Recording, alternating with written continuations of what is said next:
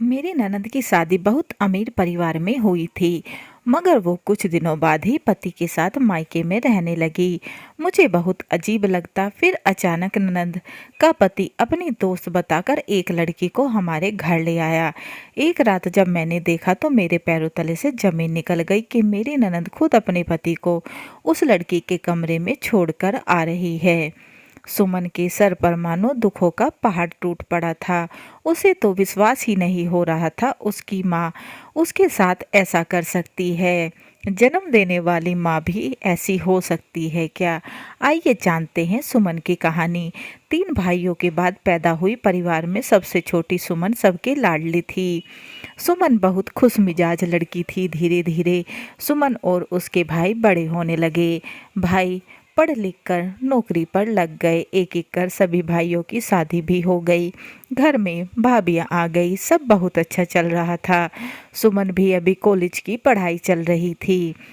उसके लिए भी रिश्ते आने लगे। सुमन दिखने में सुंदर भी थी, मगर उसके पापा अभी रिश्ते की बात यह कहकर टाल देते, पहले बेटे की पढ़ाई पूरी कर ले तब शादी की सोचेंगे। रिश्तेदार कहने से पीछे नहीं हटते। बेटी को ज़्यादा पढ़ा लिखा कर क्या करना, दूसरे घर जाकर चूल्हा चौका ही तो संभालना है। मगर सुमन के पापा का मानना था जीवन में पढ़ाई लिखाई की कभी भी ज़रूरत पड़ सकती है। कल किसी ने नहीं देखा तो रिश्तेदार दबाव डालने लगे, कम से कम लड़का तो देखना शुरू कर दो, उसमें भी तो समय लगता है। इस बात पर सुमन के पापा ने सहमति दे दी। इधर शादी का जिक्र होते ही सुमन को घबराहट होने लगती। उसने सबसे सुना था ससुराल का जीवन आसान नहीं होता, तो उसे ससुराल के नाम से ही डर लगता था। समय बीतता रहा और सुमन की पढ़ाई पूरी हो गई। काफ़ी देखभाल के बाद सुमन के पापा को उसके लिए एक अच्छा लड़का भी मिल गया। लड़का अच्छी कंपनी में नौकरी करता था। भरा पूरा परिवार। और जल्द ही सुमन की शादी राजन के साथ हो गई और सुमन ससुराल पहुंच गई। ससुराल में सुमन को धूमधाम से स्वागत किया गया। दिन भर खुशी से रस्में निभाई गई। शाम को कमरे में ले जाते हुए सुमन की सास उससे बोली, बेटी कोई भी दिक्कत परेशानी हो तो बेझिझक बोलना, मैं तेरी माँ ही हूँ। तभी उसकी नंदे भी वहाँ आ गई और सुमन के साथ हंसी मजाक करने लगी। तो माँ बोली, चलो बहू को आराम करने दो। अच्छा, हम तो आराम करने देंगे, मगर भैया करने देंगे क्या? सुमन तो कसमकस में थी। सास ननद का दिखावा है था या यह परिवार सच में इतना अच्छा है?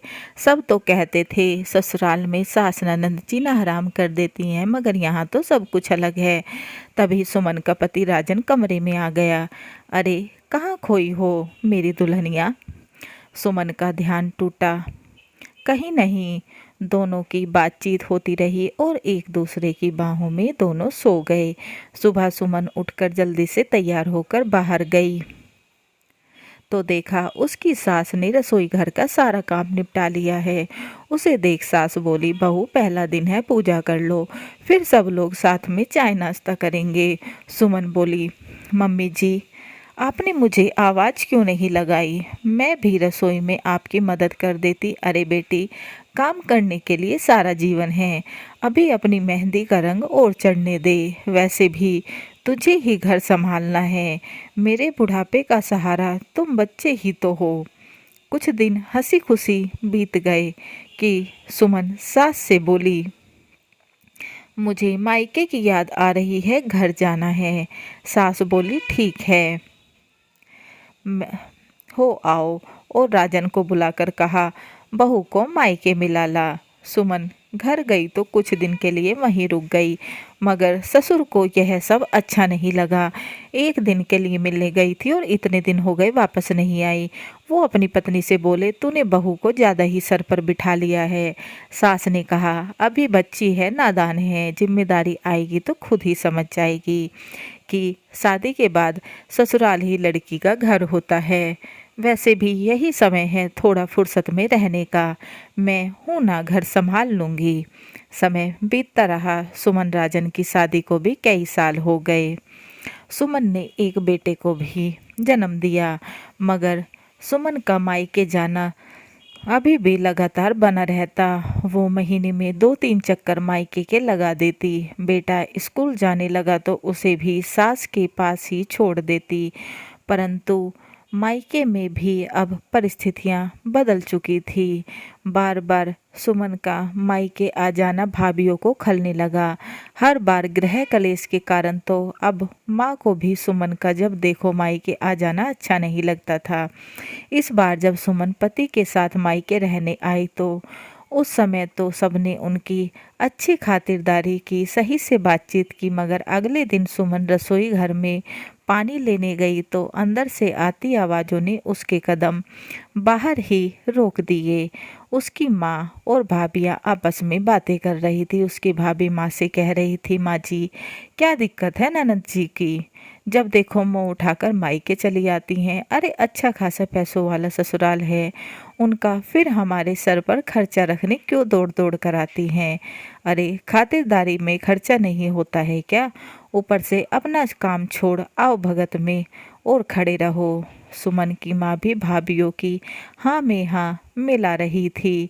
फिर बोली, अभी शांत रहो, इस बार मैं उससे साफ साफ बात करूँगी। सुमन को समझ आ गया, शायद भाभी सही कह रही हैं। इतना अच्छा ससुराल मिला मुझे, मगर मेरे ही मन का वहम ख़त्म नहीं हुआ कि ससुराल कभी अपना घर नहीं हो सकता। ससुराल मतलब सजा। सुमन तुरंत माँ के पास गई और बोली, माँ आज के बाद मैं बिना बुलावे के नहीं आऊँगी। मुझे समझ आ गया है। मगर पता नहीं क्यों सुमन की आंखों से लगातार आंसू बह रहे थे। वो तुरंत कमरे में गई और सामान पैक कर पति के साथ अपने ससुराल वापस आ गई और अपनी सास के पैर पकड़ फबक फबक कर रोने लगी। सास से बोली, माँ आज मेरा घर छूट गया।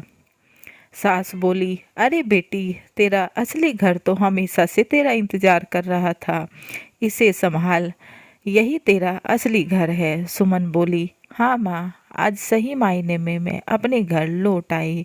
सीख, सुनी सुनाई बातों से इंसान को अपना नज़रिया नहीं बनाना चाहिए, नहीं तो सुमन की तरह अपने जीवन के अच्छे पल आप वहाँ बर्बाद कर देते हैं जिन्हें उनकी ज़रूरत नहीं होती। कहानी कैसी लगी कमेंट बॉक्स में ज़रूर बताएं और चैनल को लाइक एंड सब्सक्राइब करना ना भूलें एंड बेल आइकन को ज़रूर दबाएं ताकि ऐसी ही अच्छी अच्छी कहानियों के नोटिफिकेशन आपको मिलते रहें। And please guys support my channel. समाप्त।